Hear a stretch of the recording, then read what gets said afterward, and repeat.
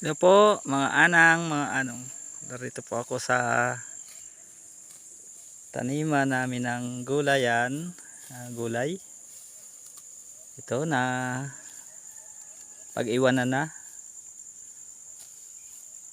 Bunsod po ng marami tayong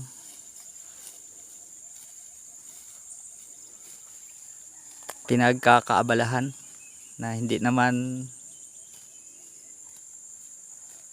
pwedeng seryosohin. Ito po si Jessica natin, kumakain ng fresh na damo. Kaya ito, sundan natin. Hello Jessica. Oh, kinakamusta kayo ni kani anang at Helen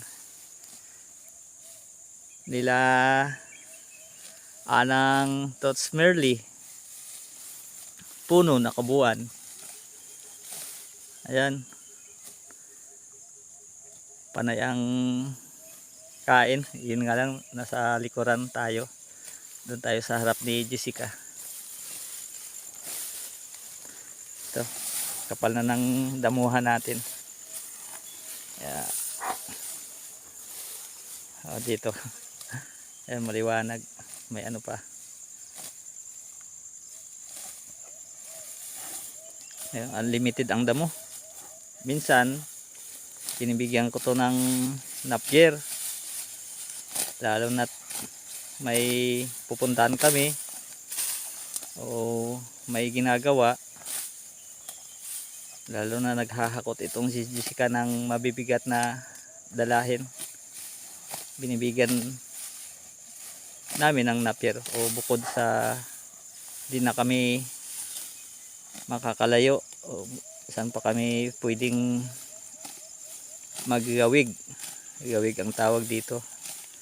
Saan pa namin pwedeng hanapan ng hanggabon. Kaya ayan si Jessica, update ko po sa inyo. Anong boy niyog? O, shout out sa inyo. Ito po si Jessica. At ito, nakiselfie na rin ako sa kanya. Ayan. Oh, lapit tayo kay Jessica. Jessica ha, pahawak ha. Parang ayaw mo pa-istorbo ha. Ayan oh.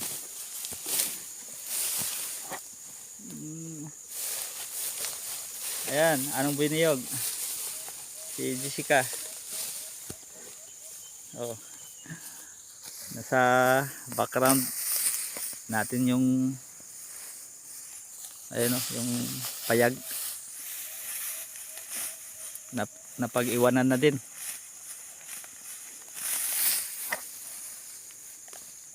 Diyan yung mga concoction ko na ginawa.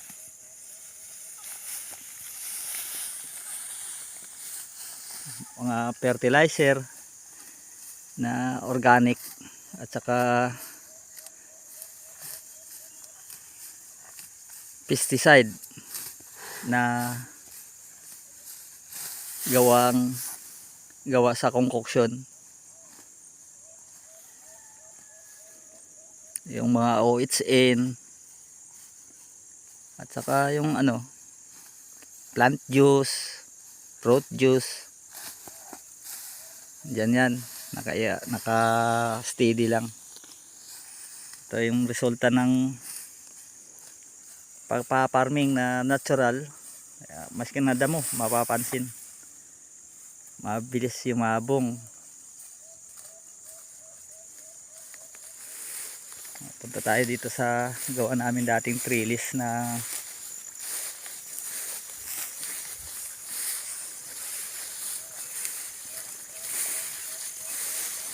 yung anuhan yun,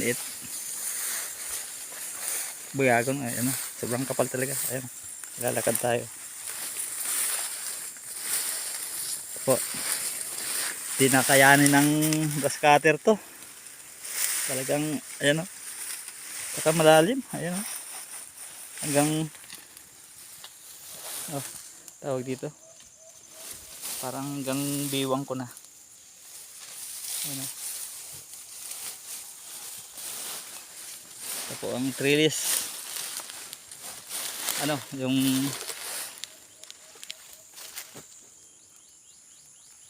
tinatanamin namin ng ampalaya. Ayan. Talagang ayun, naiwan na yung mulching namin. Oh.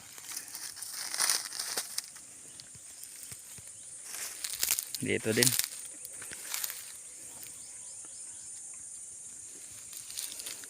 Sana mapagpatuloy pa natin ang pagpa-farming dito sa lugar na to.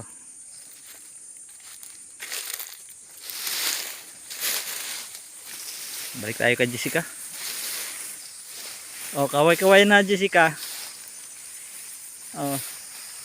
At samantalang off air na tayo.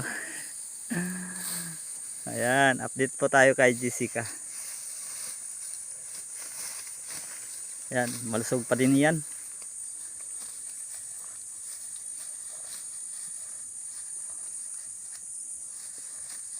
Sige po, sa susunod naman. Bye bye.